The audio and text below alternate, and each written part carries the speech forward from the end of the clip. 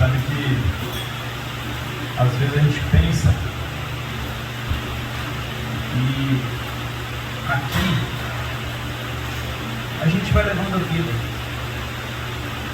E aqui eu dou uns mole, né? Eu dou uns vacilos, e depois eu peço perdão, e depois eu conserto. Mas o dia que eu chegar no céu, aí vai acontecer algo em mim que eu nunca mais vou pecar. Vai acontecer algo dentro de mim, né? Não sei se vai cair um pozinho na minha cabeça, se Deus vai colocar um aparelhinho em mim, alguma coisa, e daí ali realmente, né? Mesmo quando acontecerem situações que mexam com as minhas emoções, porque você vai ter emoções no céu, Deus não vai tirar de você isso, Deus não vai tirar suas lembranças, suas memórias, você é quem você é. Mas quando eu chegar lá, tudo vai mudar. Lá é o céu. Se nós vivemos assim, dificilmente chegaremos ao céu. A palavra de Deus diz que como Ele é lá, como Jesus é no céu, nós somos aonde? Aqui. É assim que tem que ser. Se não for exatamente assim, nós nunca chegaremos lá. Então, por isso que o Diego compartilhou, eu acho que é um alerta para nós. A gente tem que cuidar realmente. Eu quero falar um pouco nessa manhã, talvez estaria quase dentro desse assunto aí que nós falamos. Deus ele tem um propósito eterno para nós, né? Para cada ser, para cada pessoa. Esses dias, eu não lembro que foi a situação que eu vi, alguém que morreu esses dias, eu vi uma notícia, não lembro exatamente como foi, não lembro nem quem era. Eu sei que na hora que eu recebi a notícia da morte, eu fiquei pensando assim, né? Rapaz, essa pessoa foi criada para passar a eternidade com Deus. Essa pessoa, Deus planejou ela, Deus tinha um propósito para a vida dela, Deus queria levar ela para a eternidade. Todas as pessoas, independente de temperamento, independente de situação, de cor, de raça, independente de qualquer coisa. Porém, essa pessoa, por suas decisões erradas, ela se colocou no inferno. E lá, ela vai passar toda a sua eternidade. Ela acabou para ela. Não existe mais oportunidade, não existe mais chance, não existe mais possibilidade alguma disso ser mudado. E eu fiquei pensando nisso, né? E logicamente você começa a pensar sobre o propósito de Deus para a nossa vida. Para que Deus nos colocou nessa terra? O que Deus quer conosco? E essa semana eu comecei a ler esses dias também um livro de C.S. Lewis, né? E pensando sobre nós, e fiquei pensando, cara, Deus ele é muito misericordioso, Deus ele é muito bondoso, e vou ser bem sincero com você, eu não consigo entender como Deus nos ama tanto. Eu não consigo entender, sinceramente falando, ao ponto de morrer por nós, porque nós somos ruins, por qualquer motivo nós nos tornamos indisciplinados. Como o Douglas falou aqui, hoje eu estava compartilhando com a Suzy, quem leu Provérbios hoje de manhã, o que fala da língua, o que fala das palavras, mas nós somos assim. A Bíblia fala que, Provérbios de hoje falava que a fofoca, né, ela é como um prato fino, que a pessoa coloca na boca, saboreia e vai para dentro de si. Tem gente que gosta disso. E quantas vezes, cara, às vezes nós nos tornamos negligentes no trânsito. Ninguém está vendo. Não tem ninguém aqui. Ou às vezes nós perdemos tempo, que é tão precioso. Às vezes nós fazemos coisinhas que desagradam a Deus. E eu nem estou falando assim, pecados. Estou falando de coisinhas que nós fazemos que desagradam a Deus. E Deus continua ali, derramando misericórdia, derramando graça, o braço estendido. Nunca vira as costas para nós. Nunca. Nunca. Nunca nos deixe. Nunca nos abandona. Nunca. Nós que deixamos Deus. Nós que abandonamos Deus. Nós que damos as costas para Deus. E toda vez que nós falamos assim, Senhor, me ajuda, Ele está ali pronto para te ajudar. Todas as vezes. Nós colocamos o filho dele na cruz. Nós batemos os pregos lá. Nós colocamos a coroa de espinho em cima dele. E falamos, Jesus, nós não queremos você. Morra. Morre, Jesus. E ele continua lá. Me fala, que amor é esse? Você consegue entender isso? Se alguém pisa no seu calo, o que você faz? Se alguém te despreza, o que você faz? Se alguém te xinga, o que você faz? O que você faz? Se alguém te trata mal, o que você faz? Mas quantas vezes nós fazemos isso com Deus? É difícil para mim conseguir entender e calcular esse amor de Deus. Só que Ele quer que eu seja assim também. E tudo que Ele investe, tudo que Ele ministra, tudo que Ele fala, tudo que Ele faz, tem um propósito só. Não é nos tirar do inferno. O propósito de Deus não é tirar você do inferno. Não é te salvar do fogo eterno. O propósito de Deus não é te dar uma boa vida nessa terra, que você viva feliz. Deus não está interessado na sua felicidade. Deus não está interessado em que eu tenha um bom casamento. Esse não é o propósito. O propósito de Deus para a minha vida e para a sua vida é que nós sejamos iguais a Jesus Cristo. É que eu e você, cada dia se torne mais parecido com Jesus. Cada dia a gente vai sendo transformado e mudado à semelhança de Cristo. Decorrente disso, você vai se tornando parecido com Cristo. O que vai acontecer? Você é salvo do inferno. Oh, aleluia! Você vai ter uma boa vida nessa terra. Você vai ser uma pessoa feliz, porque você tem Cristo dentro de você. Fruto do Espírito. Amor, alegria. Fruto do Espírito. Você vai ser uma pessoa alegre, porque você tem Cristo. Naturalmente você vai ter uma boa família. Você vai ter uma boa vida. Mas o propósito eterno de Deus para as nossas vidas é que nós sejamos parecidos com Jesus. Romanos 8, 29. O que diz lá aí a galera da memorização? Romanos 8, 29. Porquanto aos que predestinou, a esses também. É isso? Como que é? De antemão conheceu, a esses também predestinou para serem conformes à imagem de seu Filho. É para isso que nós somos predestinados, para ser iguais a Jesus. Todos, sem exceção. Não importa se é o colérico, não importa se é o fleumático, coitado, que vive se arrastando. É para todos serem iguais a Jesus, Quando eu penso no temperamento de Jesus, sinceramente eu fico assim, cara, como Jesus era? Eu acho que Jesus era os 4, perfeito, porque ele era o cara, Aí a gente, porque rapaz, isso aí não está na Bíblia, tá, gente? Mas quando você olha para Jesus, rapaz, ele era altamente disciplinado, altamente motivado. O alvo dele era a cruz. O alvo dele era, levar o homem para Deus. A minha comida e a minha bebida é fazer a vontade do meu Pai. Motivado. Não tinha tempo ruim com Jesus. Então que temperamento que é esse? Esse é o temperamento controlado pelo Espírito Santo. E esse temperamento eu posso ter e eu devo ter. Então não tem desculpas. Porque o propósito de Deus é te fazer igual a Jesus.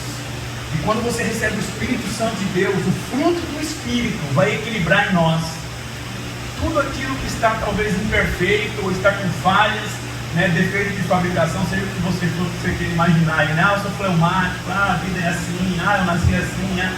Não, em Cristo nós somos transformados, e o fruto do Espírito, ele transforma a nossa vida e ele equilibra em nós. Todas aquelas coisas que são pontos fracos em nós, eles são equilibrados pelo fruto do Espírito. Então ele nos transforma para que nós sejamos iguais a Jesus, semelhantes a Jesus. Gênesis capítulo 1, versículo 26 diz: façamos o homem a nossa imagem, conforme a nossa semelhança. Você está vendo desde o início? Em Romanos 8 fala que aos que de antemão conheceu, os predestinou. Quando Deus nos planejou, Ele planejou que nós fôssemos iguais a Jesus. E quando Ele criou o homem, Ele criou o homem à sua imagem, à sua semelhança. Nós temos um Espírito dentro de nós que foi colocado por Deus. Nós temos um Espírito dentro de nós que é eterno. Você sabe que quando essa semana aí o Anderson compartilhou, né, que a Idelma estava grávida e tal, sabe qual a primeira coisa que vem na minha cabeça?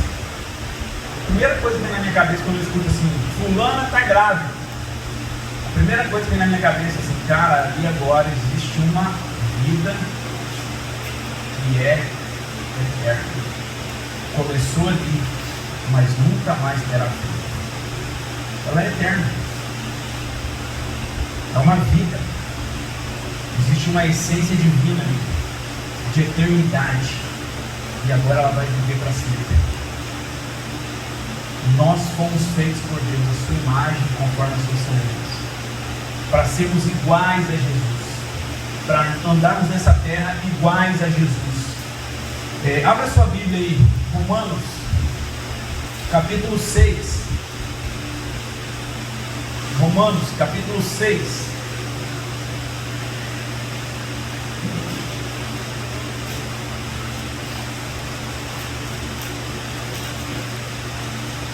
Romanos 6, eu vou ler aqui na King James, então vai estar um pouquinho diferente aí da outra versão, que diz assim: então, qual seria a conclusão? Devemos continuar pecando a fim de que a graça seja ainda mais ressaltada? De forma alguma. Nós que morremos para o pecado, como seria possível desejar viver sob seu jugo? Ou ignoreis que todos nós que fomos batizados em Cristo Jesus fomos igualmente batizados na sua morte? Portanto, fomos sepultados com Ele na morte por meio do batismo, com o propósito que, assim como Cristo foi ressuscitado dos mortos mediante a glória do Pai, também nós vivamos uma nova vida. Desse modo fomos unidos a Ele na semelhança da sua morte. Com toda certeza o seremos também na semelhança da sua ressurreição. Pois temos conhecimento de que a nossa velha humanidade em Adão foi crucificada com Ele, a fim de que o corpo sujeito ao pecado fosse destruído, para que nunca mais venhamos a servir ao pecado. Porquanto todo aquele que morreu já foi justificado no pecado. E mais, se morremos com Cristo, cremos que também com Ele viveremos. Pois sabemos que, havendo sido ressuscitado dos mortos, Cristo não pode morrer novamente, ou seja, a morte não tem mais qualquer poder sobre ele, porque ao morrer para o pecado, morreu de uma vez por todas para o pecado. Todavia, quanto ao viver, vive para Deus. Até aqui, até o versículo 10.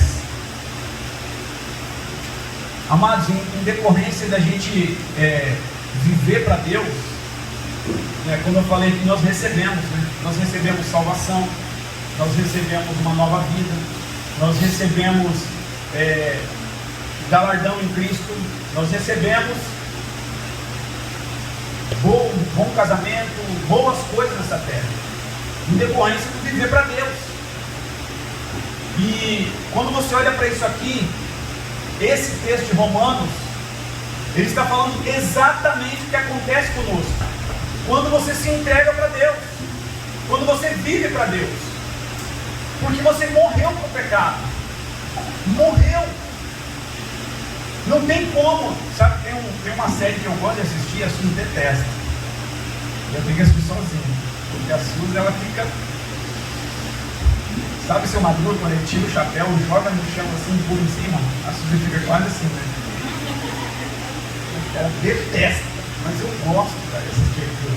E aí de vez em quando eu assisto um pedacinho, tomar um pedacinho. O nome da série é The Walking Dead, né? Os Mortos-Vivos. Não sei se alguém conhece, ou alguém assistiu, né?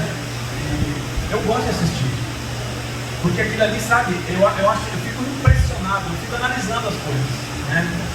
Porque aquilo ali mostra muito quando acontece o caos, as decisões que as pessoas tomam, e naquilo ali você vê pessoas que sabem tomar decisões por um grupo, você vê pessoas que só tomam decisões no grupo, mas por causa delas mesmas, para benefício próprio. Sabe, você vê muita coisa ali, cara, né? E você vai vendo, né? Os mortos-vivos, né? São zumbis, na verdade, né? Na história. Estão mortos e estão andando, né? Nós não somos mortos-vivos. Mas o nosso corpo do pecado tem que ser que nem um zumbi daquele lá. Igualzinho. Você pode furar, você pode estar morto, morto. Não tem reação, não tem nada. O nosso velho homem precisa ser morto, crucificado. Você sabe que eu pedi para a Jo colocar lá em casa, né? Aquela cruz com eu lá na parede. Para que quando eu entrar em casa, eu olhar para aquilo lá e lembrar. Leandro morreu.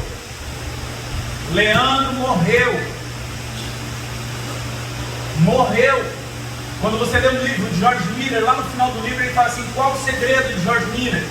O dia que eu morri para o mundo, eu morri para o pecado, eu morri para os meus desejos, eu morri para tudo. E quando você olha para isso aqui, a Bíblia diz que o pecado não tem mais poder sobre aquele que morreu. Nós não somos mais escravos do pecado. Nós não vivemos mais para o pecado. Nós vivemos para Deus. Deus nos criou e nos deu uma capacidade moral. Esses dias na prova de teologia também, a grande maioria dos meus queridos alunos de teologia, tinha uma perguntinha lá e dizia assim: qual é a condição da obrigação moral? E a grande maioria errou. Poucos colocaram lá o que era certo. Qual é a condição? Intelecto, emoção e vontade. É isso. Para que você seja cobrado, para que você tenha uma obrigação moral de fazer o que é certo, você tem intelecto, capacidade de pensar, capacidade de sentir e capacidade de tomar decisões de livre-arbítrio. E Deus colocou isso em nós, para que você desenvolvesse uma vida moralmente correta, para que você tenha um caráter santo, para que o seu caráter seja moldado à semelhança de Cristo. Você quer ver uma coisa? Aí você pensa: o que é caráter? É fácil a gente entender. Quando você vê alguém, você conhece uma pessoa e você pensa assim: o cara é, vamos supor, ele é fiel, ele é leal, ele é honesto, ele faz o bem, ele é o quê? Ele é um bom caráter. Não é assim que a gente fala? Se a pessoa for, o cara é ladrão, é mentiroso, é infiel, trai a esposa, é desonesto, é desleal, ele é o quê? Ele é um mau caráter. Só que para nós não basta ser um bom caráter. Não é simplesmente não fazer as coisas ruins e fazer coisas boas. Isso seria uma religiosidade. Isso seriam obras. Nós temos que desenvolver um caráter santo, um caráter santificado, um caráter totalmente para Deus, igual ao de Cristo. Você quer ver uma coisa? Esses dias eu comecei a ler um outro livro também, e esse livro eu acho que, se eu não me engano, o nome do livro ele é mais ou menos assim, Homens Comuns que realizam coisas extraordinárias, alguma coisa nesse sentido. E aí ele pega vários textos da Bíblia e ele vai, tipo assim, esmiuçando aquilo, né, em vários pontos. E um dos que eu li essa semana que passou, eu li a história daquele aleijado lá na Porta Formosa. Atos capítulo 3. Quando Pedro e João estão indo orar, a Bíblia fala que tinha um aleijado de nascença que era levado todo dia lá, colocado na porta para pedir esmola, né? E ele ficava ali, Pedro e João vão passar e vão curar esse cara. E quando eu li essa história, a minha mente assim, meio que parou de pensar no que eu estava lendo, e eu comecei a pensar no cara, né? E a minha primeira pergunta foi: por que esse cara não foi curado por Jesus? Se ele era aleijado de nascença, ele era levado todo dia na porta do templo. Quantos anos esse cara tem que ele está indo lá? Todo dia, né? E aí quando eu pensei assim, rapaz, quantas vezes Jesus foi no templo? Quantas vezes Jesus foi lá no templo? Alguém sabe? E aí eu me decepcionei um pouco, porque Jesus foi 3 vezes no templo, talvez 4. Ele foi quando ele tinha 8 dias, não dava para ver um milagre, né? Com 8 dias de vida, né? Ele foi quando ele tinha 12 anos, ele foi esquecido lá depois, né? Estou conversando com os mestres da lei. E ele vai depois, numa Páscoa, quando ele vai e faz aquela limpeza no templo, e sai virando mesa, né? Ele vai lá no templo. E aí ainda existe uma ideia de que ele tenha feito isso 2 vezes, né? Porque quando você lê João, essa situação aí dele virar as mesas dos cambistas acontece no capítulo 2, bem no início do livro de João, e quando você olha para os sinóticos, acontece no final da vida de Jesus. Então existe uma ideia que talvez tenha acontecido 2 vezes essa situação, dele virar as mesas, né? Então, se aconteceu 2 vezes, que ninguém consegue explicar exatamente, se aconteceu 2 vezes, ele foi 4 vezes no templo, em Jerusalém. E aí, na última vez que ele foi morto. E aí eu fiquei assim, realmente, talvez esse cara não teve tanta oportunidade de conhecer Jesus, né? Pode ser que Jesus não passou por aquela porta ali, porque o templo não tinha só aquela porta. Então Jesus talvez naquele dia entrou por outro e perdeu, foi embora, né? Mas agora está ali, passando Pedro e João. E essa história me chamou muita atenção, cara, porque eu fiquei pensando, cara, será que às vezes nós não somos esse aleijado? Nós chegamos na porta todo dia, mas por causa de uma deficiência nós não entramos. Por causa de alguma deficiência nós não entramos e recebemos aquilo que Deus deu para nós.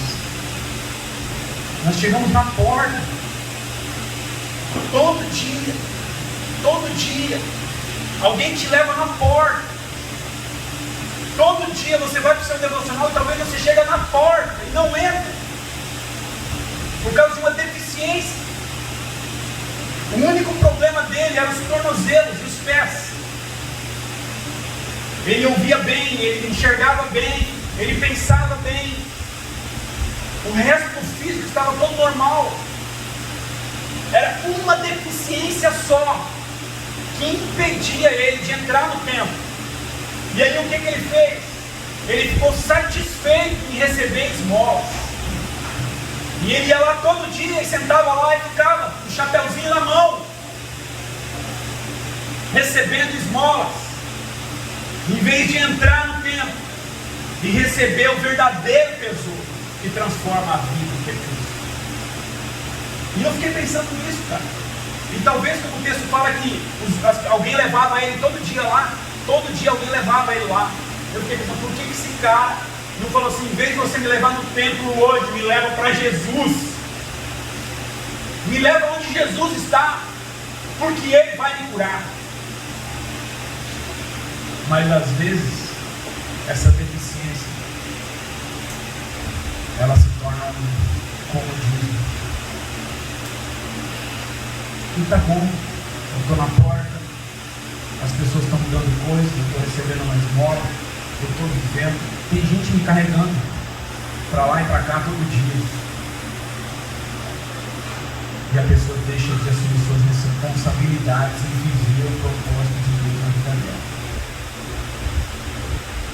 Eu fiquei pensando nisso essa semana, cara. Estou falando de mim, da minha vida. Porque eu acho que Deus quer muito mais de mim. Muito mais. Muito além. De zelo, de dedicação, de oração, de leitura, de tudo. De todos nós. Deus quer muito de nós, porque Ele quer ganhar o mundo, Ele quer ganhar almas, mas para que isso aconteça, eu preciso morrer.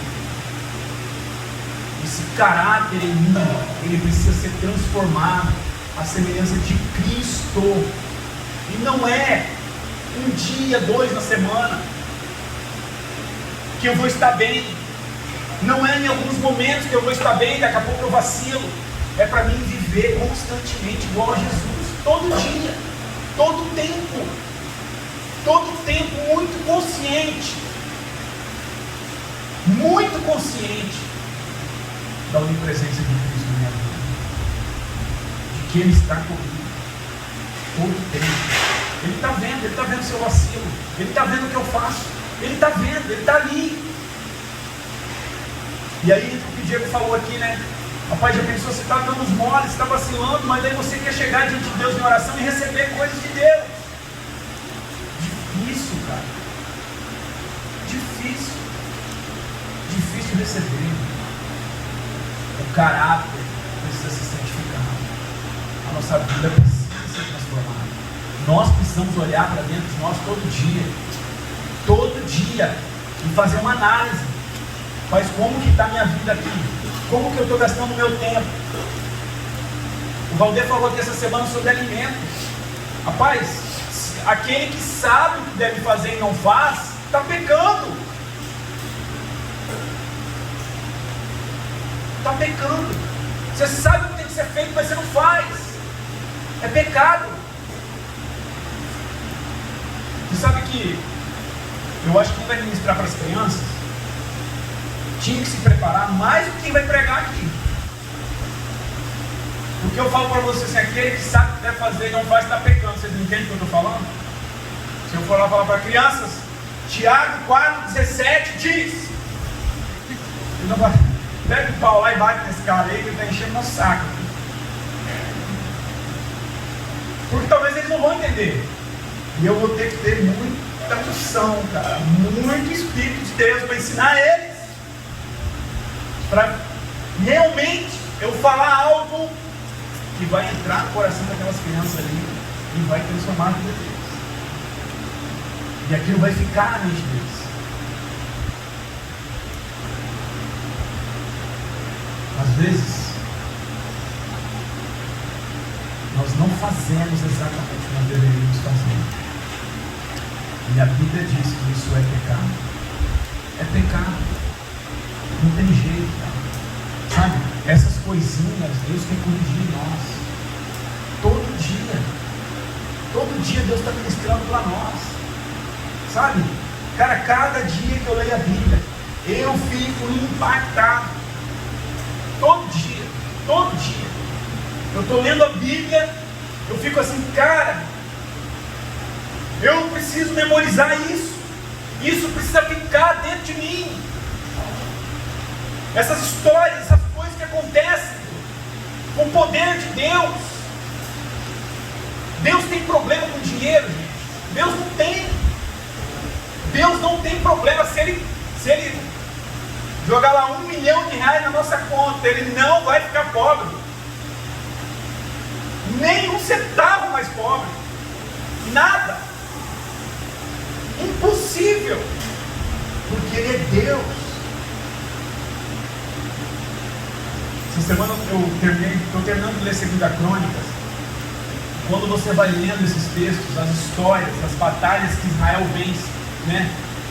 Você não vê isso hoje, né? Pelo menos a gente não está vendo. Mas você vê um exército ir para a guerra, né?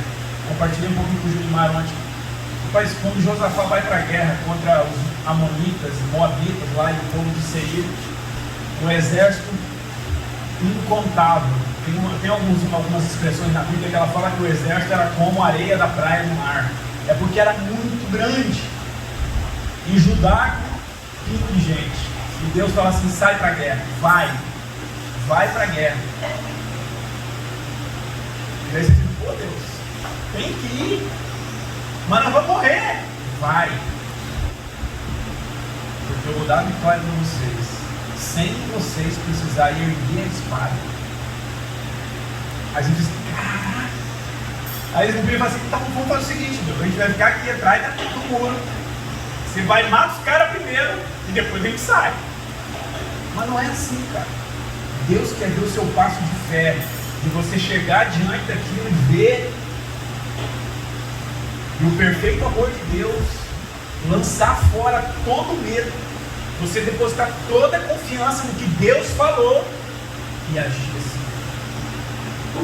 E aí eles vão, e a Bíblia fala que eles vão, e no outro dia, quando eles chegam diante do vale aonde eles iam lutar, os 3 exércitos tinham morrido e não tinha sobrado nenhum homem. E eles passam 3 dias só recolhendo o despojo. Porque Deus é assim, cara. Ele vai provar a nossa fé. Deus não tem problema com dinheiro. Deus não tem problema com prosperar a sua obra. Deus não tem dificuldade com isso. Toda vez que você lê a Bíblia e você vê que o povo se volta para Deus, se o meu povo, que se chama pelo meu nome, se humilhar e orar e se converter dos seus maus caminhos, eu abrirei, eu abençoarei a terra, o povo, o tempo, tudo Deus vai fazer. Só que para que Deus faça isso, sabe, nós precisamos olhar para dentro de nós e ver, cara, tem alguma coisa na minha vida que precisa ser transformada, que precisa ser santificada. Tem alguma coisa que talvez eu estou sendo negligente, e por causa da negligência eu não estou nem conseguindo ver. E eu tenho que chegar a Deus, abre os meus olhos, me dá olhos para ver. O pecado dos fariseus foi que eles tinham olhos, mas eles não enxergavam Jesus. Eles ouviram, mas aquilo não entrou neles, porque eles não escutaram Jesus. E o coração deles era de pedra, por isso que eles não compreenderam a mensagem. Eles estavam ali, mas aquilo não transformou a vida deles. E nós precisamos olhar para dentro de nós e falar: Deus, me ajuda a enxergar, me ajuda a ouvir, me ajuda a compreender exatamente a tua palavra, o que o Senhor quer de mim. Eu quero viver uma vida vitoriosa sobre o pecado, sobre o mundo, sobre as tentações, sobre tudo. Você sabe que quando o Jean falou um negócio aqui antes, e eu acho que a nossa vida tem que ser assim. Quando os crentes te encontram lá na rua, quando você conversa com pessoas, falando de pessoas que vão te conhecendo, as pessoas que estão te conhecendo, não uma pessoa que você viu hoje, mas uma pessoa que te conhece lá de fora, ela olha para você e ela pensa: eu queria ser igual a esse cara, eu queria viver a vida que esse cara vive, eu queria ser assim, porque nós temos que ser assim. Porque você já pensou, nós somos crentes, nós somos discípulos de Jesus. Se as pessoas olharem para nós e falar assim: rapaz, não quer ser assim não, esse cara, vou ajudar esse cara, né? Talvez você está lá vendendo, eu vou comprar esse cara, mas assim eu não quero ser não. Isso é uma vida miserável demais, tá doido? Não é o trabalho, não é o momento nem a situação que você passa lá, é o que está saindo de nós. Tem que sair o Cristo, é o que sai de nós.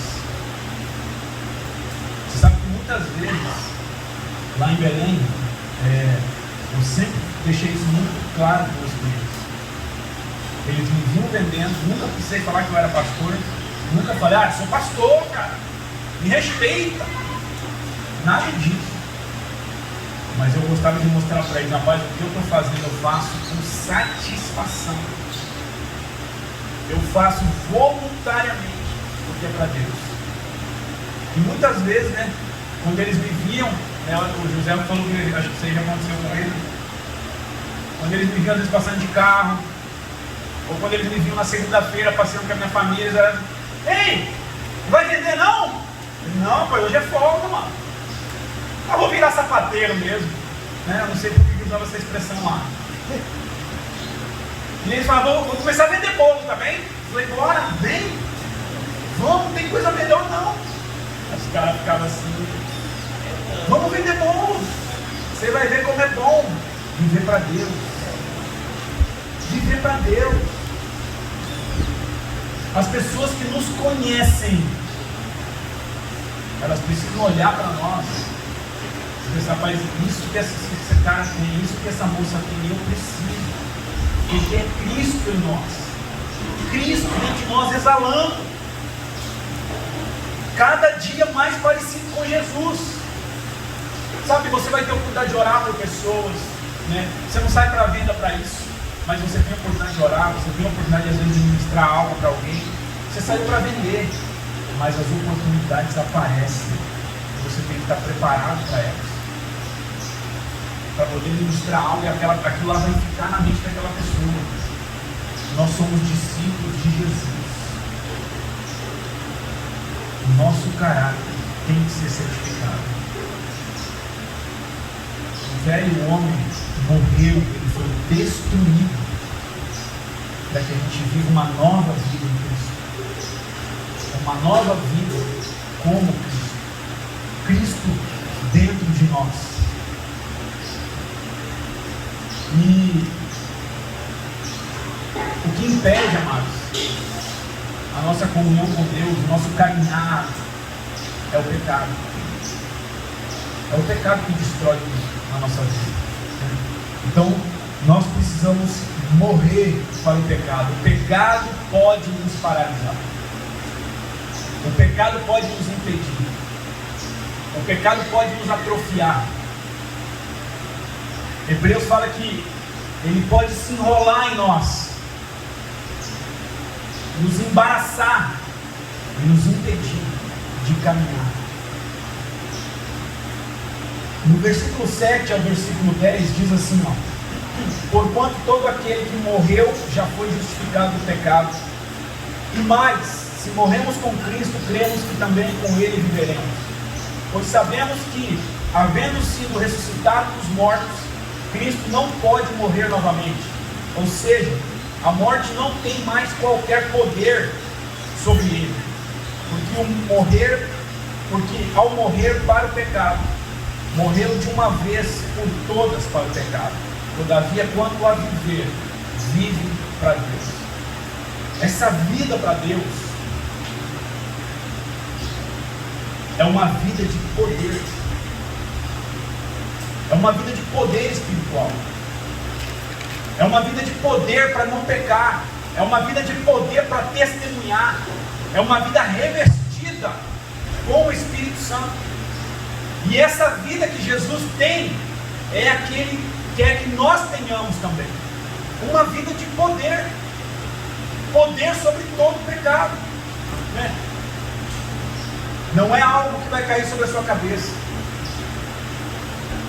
mas é Deus nos capacitando para não pecar.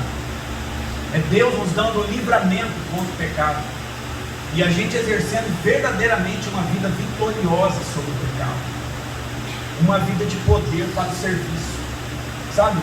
Nós servimos a Deus, e essa vida de serviço a Deus tem que ser uma vida de poder, é uma vida vitoriosa.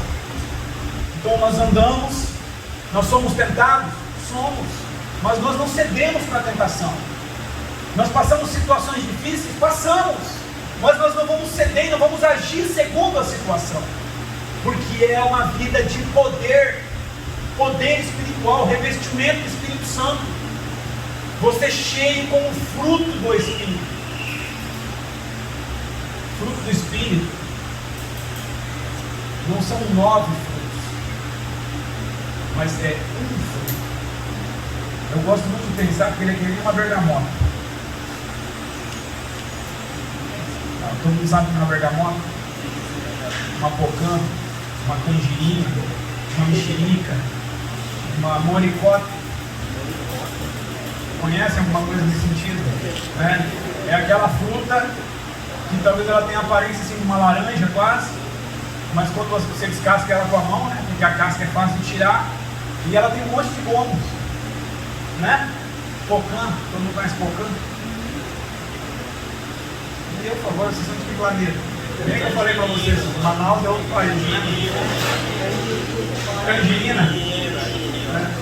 Então a hora que você descasca, né? No sul é muito assim, bergamota, pocã, né? Então você descasca, fica aquela fruta inteira na sua mão, assim, um monte de gomos.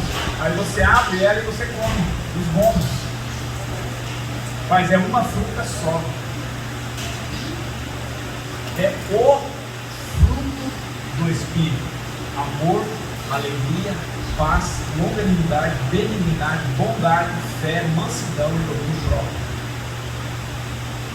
9 porções em um fruto só.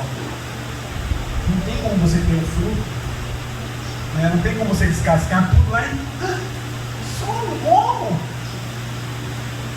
Como isso? Não tem como.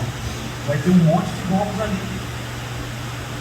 Então, se eu tenho o fruto, rapaz, talvez eu não estou com tudo desenvolvido ainda, mas eu preciso da fruta a 30, 60 e a 100. Isso tem que ser desenvolvido em nós.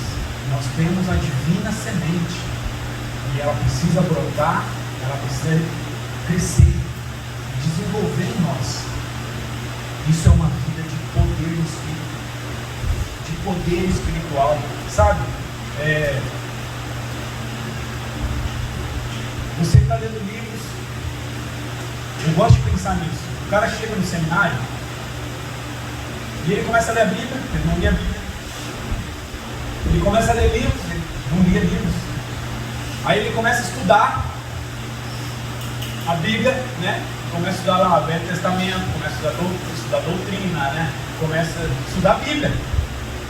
E a sua mente vai se enchendo, ela fala assim, caraca! E é um bombardeio de coisas na sua vida. E em poucos dias ou poucos meses você fica assim maravilhado com toda aquela informação, né? E aí talvez em 6 meses, 8 meses você leu a Bíblia inteira uma vez na vida. E você fica assim, uau! É bom? É ótimo. Só que quando você passa aquilo ali, aí começam a chegar os confrontos, começa a chegar o tratamento na sua vida. E aí chega um momento que você tem que tomar decisões. Você recebeu e agora é hora de praticar. E você tem que tomar decisões de perdoar, decisões de ir além, né? De andar segunda milha, decisões que você tem que tomar baseadas em amor. E às vezes essas coisas ficam, o velho homem está lá dentro assim, querendo ressuscitar. E você tem que ir modificando o miserável. Isso é uma vida de poder, irmãos. Você tem que exercer o poder de Deus, o poder do Espírito, tomando decisões, mortificando o eu, santificando a sua vida, pedindo para Deus te revestir cada dia, porque não tem como vivermos uma vida vitoriosa sem o poder do Espírito. Não tem como. É poder para o serviço, é poder para o ministério, é poder para a vida. E Deus nos dá isso. Quando você recebe Cristo, você tem que ir moldando o seu caráter à semelhança de Cristo. E você tem que ir exercendo as decisões por fé de poder sobre o pecado, sobre as tentações, sobre o mundo, tomando decisões baseadas na palavra de Deus, e a sua vida começa a ir desenvolvendo e você vai crescer. Se você não tomar decisões assim, difícil. Se você não for revestido com o Espírito de Deus, sabe o que vai acontecer? Você vai ser igual ao aleijado, que chega na porta todo dia que alguém leva até na porta, recebe esmolas, mas não recebe tudo. Chega na porta do templo, chega próximo da presença de Deus, mas não recebe poder, porque é o poder que transforma, é o poder de Deus. O Evangelho é o poder de Deus para a salvação. O Evangelho é o poder de Deus para a transformação da nossa vida. O nosso caráter tem que ser santificado. E nós precisamos desenvolver uma vida de poder no Espírito Santo. Gálatas 5,16 diz: andai no Espírito e jamais satisfareis os desejos da carne. Nós devemos andar no Espírito. Porque ao morrer para o pecado, morreu de uma vez por todas para o pecado. Todavia, quanto a viver, vive para Deus. Vive para Deus. Vamos viver para Deus. Vamos amar Deus. Vão chegar situações difíceis nessa semana? Vão. Não tem dúvida sobre isso. Vão chegar tentações. Vão chegar momentos para tentar desanimar. Vai. É certo que vai. Vamos viver para Deus. Uma vida de poder. Cada dia mais parecido com Jesus. Mais parecido com Jesus. Ele é o nosso modelo de vida.